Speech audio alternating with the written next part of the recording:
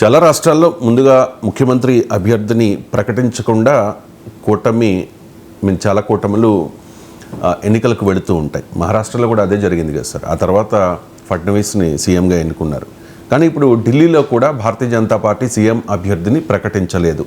ఇదే విషయాన్ని ఆప్ ఎద్దేవా చేస్తోంది సార్. ఆ విజువల్ చూపించండి. ఒక గుర్రాన్ని రెడీ చేసి ఆ గుర్రం మీద ఒక గొడుగును ఏర్పాటు చేసి ఆ గుర్రం మీద పెళ్లి కొడుకు మాత్రం ఉండడు. ఆ వీడియోని సోషల్ మీడియాలో బాగా వైరల్ చేస్తున్న పరిస్థితి. ఒకసారి ప్లే చేయండి.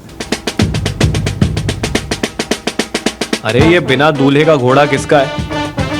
बीजेपी का है क्या? अरे बीजेपी वालों, अपने दूल्हे का नाम तो बताओ जी.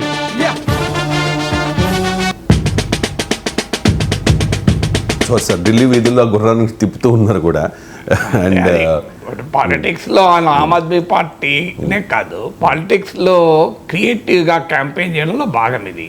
పాలిటిక్స్ ఆఫ్ కన్వీనియన్స్ ఇది. ఇదే భారతీయ జనతా పార్టీ ఇప్పుడు మీకు మహారాష్ట్రతో మీరు కంపేర్ చేశారు కానీ అది కరెక్ట్ కంపారిజన్ కాదు. ఎందుకంటే మహారాష్ట్రలో కూటమి, ఢిల్లీలో బీజేపీ సొంతంగా పోటీ.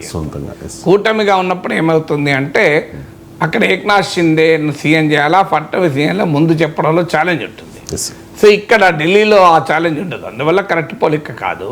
ఢిల్లీలో పార్టీ కదా, కానీ భారత పార్లమెంటరీ డెమోక్రసీ ప్రకారం ఎంపీ ప్రధానమంత్రి పదవిని కానీ ముఖ్యమంత్రి పదవిని కానీ చెప్పాల్సిన అవసరం లేదు. ఎందుకంటే గెలిచిన తర్వాత ఎమ్మెల్యేలు ఎన్నుకుంటారు సీఎంను, ఎంపీలు ఎన్నుకుంటారు పీఎంను.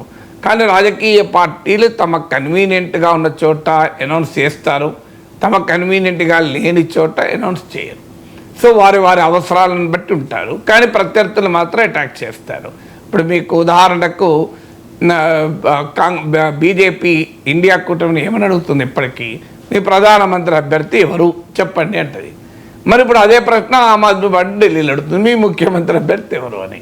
ఎందుకంటే అక్కడేమో ప్రధానమంత్రి అభ్యర్థిగా తమకు నరేంద్ర మోడీ ఉన్నాడు కనుక ఇండియా కూటమి ఎవరిని ప్రధానమంత్రి అభ్యర్థిగా పెట్టినా ఆ కూటమిలో విభేదాలు ముందే ప్రకటిస్తే విభేదాలు వస్తాయి కనుక తన బలాన్ని ప్రత్యర్థుల బలహీనతల్ని సొమ్ము చేసుకునేందుకు ఎవరు మీ పీఎం అభ్యర్థి చెప్పండి అని అంటారు. రేపు భవిష్యత్తులో పార్లమెంట్ ఎన్నికలు వస్తే ఇట్లాంటి గుర్రాలను బీజేపీ తెలుపుతుంది.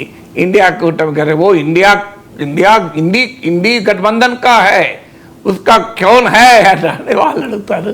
సో అందువల్ల ఇక్కడ రాజకీయ పార్టీలు తమ అవసరాలను బట్టి తమకు అనుకూలంగా ఇలాంటి ప్రశ్నలు వేస్తారు. తెలంగాణలో బీఆర్ఎస్ అడగలేదా కాంగ్రెస్ పార్టీని మీ ముఖ్యమంత్రి అభ్యర్థి ఎవరు?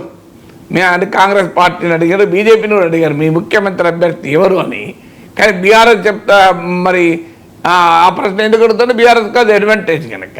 ఎందుకంటే వాళ్ళకు ముఖ్యమంత్రి అభ్యర్థి ఉన్నాడు, వీళ్ళు డిసైడ్ చేసుకోలేరు కనుక. అప్పుడు కాంగ్రెస్ పార్టీ ఏమన్నారు, మీకు ఒక్క ముఖ్యమంత్రి ఉండొచ్చు, మాకు ప్రతి కాంగ్రెస్ నాయకుడు ఒక ముఖ్యమంత్రి, మాకు సమర్థుల కొరత లేదు, మీకంటే కేసీఆర్ తప్ప ఇంకెవరు దిక్కు లేదు వాళ్ళు.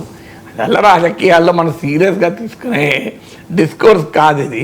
సో ఆడ అరవింద్ కేజ్రీవాల్ వర్సెస్ ఎవరు అనే ఒక అవకాశం ఆమ్ ఆద్మీ పార్టీకి అడ్వాంటేజ్గా ఉంది కనుక, అరవింద్ కేజ్రీవాల్ ఒక బలమైన నాయకుడు కనుక ఢిల్లీ బీజేపీలో కేజ్రీవాల్ను ఈక్వల్ చేయగలిగే నాయకుడు ఎవాల్వ్ కాలేదు కనుక వాళ్ళు అడ్వాంటేజ్ ఉంటున్నారు. కానీ మనకు అర్థం కావాల్సింది ఏంటంటే ప్రజలు ఒకసారి తీర్పు ఇవ్వాలనుకున్నప్పుడు ఇవన్నీ పట్టించుకోరు.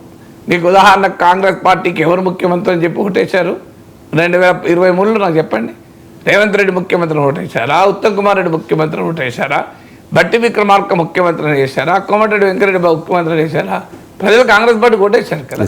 మీకు అక్కడ బీఆర్ఎస్ మా కేసీఆర్ ఉన్నాడు మీకెవరున్నారు, మా కేసీఆర్ ఉన్నాడు మీకెవరున్నారు అంటే మా కేసీఆర్ అయితే వద్దు ఎవరైనా కానీ అన్నారు. మాకు ఎవరైనా కానీ కేసీఆర్ వద్దు అన్నారు. మరి అక్కడ కేసీఆర్ ఉండగా కూడా ఇక్కడ ఎవరు తెలియకుండా కూడా ప్రజలు ఓటేయలేదా? సో అందువల్ల అల్టిమేట్గా ప్రజలు ఓటేయాలనుకున్నప్పుడు 1977లో ఇందిరాగాంధీకి వద్దనుకున్నారు. ఎవరు కావాలని ఓటేశారు? జనతా పార్టీ. చంద్రశేఖర్ కావాలన్నా, మొరార్జీ దేశాయ్ కావాలన్నా, వాజ్పేయి కావాలన్నా, ఎవరు కావాలని ఓటేశారు?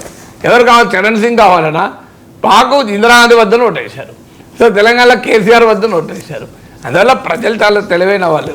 ఇలాంటి ఆయా సందర్భాల్లో రాజకీయాల్లో తమకు కలిసి వస్తున్న సమయంలో రాజకీయ పార్టీలు వాడిపోతుంటాయి. మోడీకి ప్రత్యామ్నాయం ఎవరనుకోని మోడీకి 63 సీట్లు తగ్గించారు 2024లో. మనం 303 సీట్ల నుంచి 240 తగ్గించలేదా? మీ ఇండియా కూటమికి 232 సీట్స్ ఇచ్చారు కదా ప్రజలు. ఎవరు లీడర్ని ఇచ్చారు? రాహుల్ గాంధీ లీడర్ని ఇచ్చారా? అఖిలేష్ లీడర్ని ఇచ్చారా?